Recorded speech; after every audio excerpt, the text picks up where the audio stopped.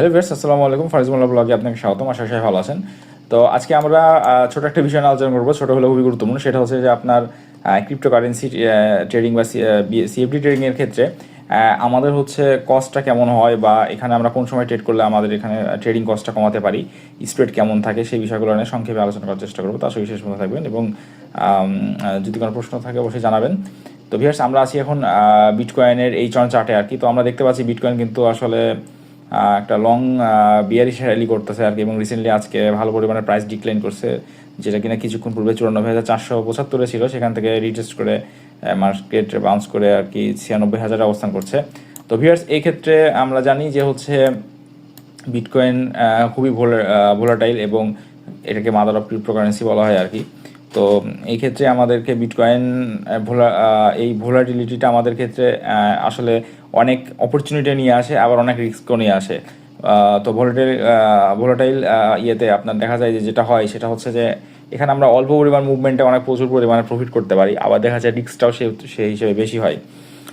তো ভিউয়ার্স, এখানে আমাদের আপনার হচ্ছে ট্রেডিংয়ের ক্ষেত্রে সবচেয়ে গুরুত্বপূর্ণ যেটা বিষয় সেটা হচ্ছে যে আমাদেরকে দেখতে হবে যে ট্রেডিং যখন আমরা করব আর কি, সেই সময় আসলে আপনার হচ্ছে ট্রেডিং ভলিউমটা কেমন থাকে, মার্কেটে হচ্ছে যে আপনার ট্রেডিং যে স্প্রেডটা সেটা কম না বেশি থাকে, সেই বিষয়গুলো আমাদের খেয়াল করে আসলে এই জাতীয় যেই অ্যাসেটগুলো আছে এগুলোতে আমাদের হচ্ছে মুভমেন্ট মানে ট্রেডিং নেওয়া উচিত আর কি। বিশেষ করে গোল্ড থেকে শুরু করে নিয়ে আপনার কমোডিটিস যেগুলো আছে সেগুলো দেখতে হবে যে কোন সময় এগুলো হচ্ছে আপনার ট্রেডিং ভলিউম কম থাকে বেশি থাকে। তো বিশেষ করে আমরা জানি যে হচ্ছে নিউ ইয়র্ক সেশনে আপনার সবচেয়ে বেশি ভলিউম থাকে। তো আমরা এই সেশনটা বেছে নিতে পারি, এবং এই ক্ষেত্রে ট্রেডিং স্প্রেডটা সবচেয়ে গুরুত্বপূর্ণ বিষয়, কারণ এগুলোতে আসলে প্রচুর পরিমাণে স্প্রেড কাটে আর কি, আমরা দেখেছি। তো সেক্ষেত্রে আমাদেরকে দেখতে হবে যে আসলে আমরা এখানে কতটুকু স্প্রেড আছে এবং কাটতেছে। তো আমি এখন ভিউয়ার্স আছি এক্সনেসের হচ্ছে ওয়েব টার্মিনাল। এখানে দেখতে পাচ্ছি আমরা ডান সাইডে কোনায় যদি দেখেন, যেখানে সেল 96,282 বা 75, আবার এখানে 96,298, মাঝে আপনার $18 হচ্ছে ওরা স্প্রেড দেখাচ্ছে আর কি, ব্যবধানটা। তো আমরা এখানে এটা লাইভ টেস্ট করবো যে আসলে এটা কেমন আসলে এখানে ঠিকঠাক মতো কাটতেছে কিনা। তো আমরা এখানে একটা ট্রেড নিব, এই চনে আছে, জাস্ট একটা ট্রেড নেই, মানে টেস্ট ট্রেড নেই। মার্কেট এখান থেকে নামতেছে। আচ্ছা, আমরা একটা সেল নেই আর কি এখান থেকে অন লটে।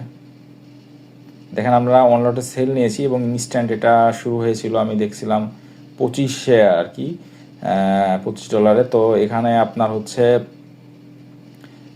এটা আপনার এখানে 18 বললো, এরা 25-এ শুরু করেছে, অথবা মার্কেটের হচ্ছে ফ্ল্যাকচুয়েটের কারণে ওটা ইনস্ট্যান্টলি হয়তো ওই প্রাইসে হওয়ার কারণেও হতে পারে, মানে হয়তো ট্রেড প্লেস হওয়ার পরে এরকম হতে পারে।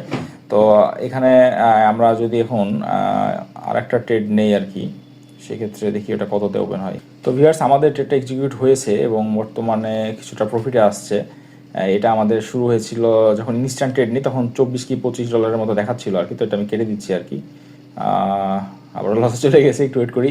আচ্ছা, তো আমরা এটা হচ্ছে গুরুত্বপূর্ণ বিষয়, যারা আমরা এই বিটকয়েন ট্রেডিং করি বা নতুন আছি আর কি, আমরা ট্রেড নেওয়ার ক্ষেত্রে অবশ্যই এই বিষয়টা লক্ষ্য করে দেখবো আর কি, যে এখানে স্প্রেডটা কেমন। আমরা যে ব্রোকারে ট্রেড করি না কেন, আমাদের এটা কম্পেয়ার করে দেখতে হবে যে কোন ব্রোকার আমাদের আসলে এখানে লো স্প্রেড সুবিধাটা দিচ্ছে। আচ্ছা, তো আপনার এখানে একটা ইনফরমেশন দিয়ে রাখি, সেটা হচ্ছে রিসেন্টলি এক্সচেঞ্জ হচ্ছে তাদের স্প্রেডটা অনেক কমে ফেলেছে আর কি, ক্রিপ্টোকারেন্সি বা বিটকয়েন সিএফডি ট্রেডিংয়ের ক্ষেত্রে, যেটা কিনা প্রায় 53% কমানো হয়েছে, এবং যেটা আমাদের ট্রেড করার ক্ষেত্রে আপনার প্রায় 80%-এর মতো আর কি আপনার ট্রেডিং কস্টটা কমবে আর কি, মানে কমে গেছে আর কি, যারা এখানে করে আর কি ট্রেড। তো এই বিষয়টা আপনারা অবশ্যই খেয়াল করবেন এবং কম্পেয়ার করে দেখবেন যে কোনটা আপনাদের জন্য ভালো হয়। আর দ্বিতীয়ত, আমরা যারা স্ক্যাল্পিং ট্রেড করি, আমরা চেষ্টা করবো সবসময় হচ্ছে যখন মার্কেটে স্প্রেড কম থাকে সে সময় হচ্ছে যে মানে এখানে ট্রেড এন্ট্রি নেওয়া আর কি, সেটা সবচেয়ে বেস্ট হবে। এবং একই সাথে সুইং ট্রেড যারা করি তারাও আমরা এই সময়গুলোতে আমাদের এন্ট্রিগুলো নিতে পারি আর কি, আমাদের কস্ট কমানোর জন্য। কারণ স্ক্যাল্পিং ট্রেডে প্রচুর পরিমাণে ট্রেড এক্সিকিউট হয়, সেক্ষেত্রে আপনাদের বা আমাদের কস্টটা বেড়ে যায় আর কি। সেজন্য আমরা সবসময় ভলিউম বেশি সেই সেশনগুলোতে হচ্ছে যে আমরা আমাদের এন্ট্রি নেওয়ার চেষ্টা করব। তো ভিউয়ার্স, এটা আসলে লসে চলে গেছে অনেক, আমি এটা বের হয়ে যাই আর কি।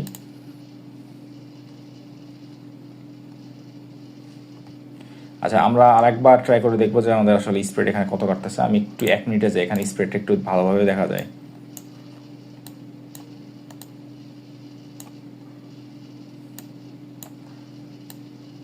আচ্ছা, এখানে খুবই কম দেখা যাচ্ছে আর কি স্প্রেডের যে প্রাইস লাইনটা আর কি। আচ্ছা,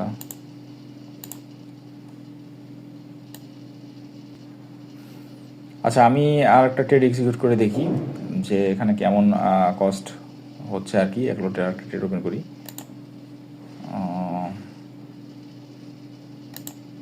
এক্ষেত্রে আমরা বাই নিতে পারি। আচ্ছা, আবারও 24 বা 25-এ আমাদের ট্রেড এক্সিকিউট হয়েছে।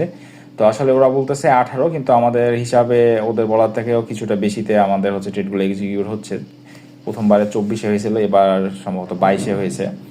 তো ভিউয়ার্স, এটা হচ্ছে বিষয় আর কি। এক্ষেত্রে আমরা অবশ্যই নিজেরা কম্পেয়ার করে দেখবো আর কি, যে যে ব্রোকারে ট্রেডিং করি সেখানে যেটা তোমাদের কস্ট সেটা ভালো হবে। কিন্তু এক্ষেত্রে আমরা এক্সচেঞ্জকে প্রিফার করছি, কারণ এখানে আপনার ট্রেডিং কস্টটা এখানে অনেকাংশেই কমে আসছে আর কি। আগে অনেক বেশি ছিল, আমিও যখন আগে ট্রেড করতাম তখন দেখতাম যে এখানে মোটামুটি ভালো আর কি $36 $40 মতো দেখতাম আর কি ট্রেডিং কস্ট। তো সেটা কমে আসে। তো ভিউয়ার্স, এটা খুবই গুরুত্বপূর্ণ একটা বিষয়, আমরা এই বিষয়টা অবশ্যই লক্ষ্য রাখবো। তো আজকের ভিডিওর মূলত এই বিষয়টা একটা বিষয়ের উপরে ছিল আর কি, শর্ট একটা ইনফরমেশন, গুরুত্বপূর্ণ আপনাদের সাথে শেয়ার করলাম। তো আশা করি ভালো হয়েছে। কোনো প্রশ্ন বা মন্তব্য থাকলে অবশ্যই করবেন। সবার সুস্থ থাকবেন। এখানে শেষ করছি। আসসালামু আলাইকুম রহমতুল্লাহ।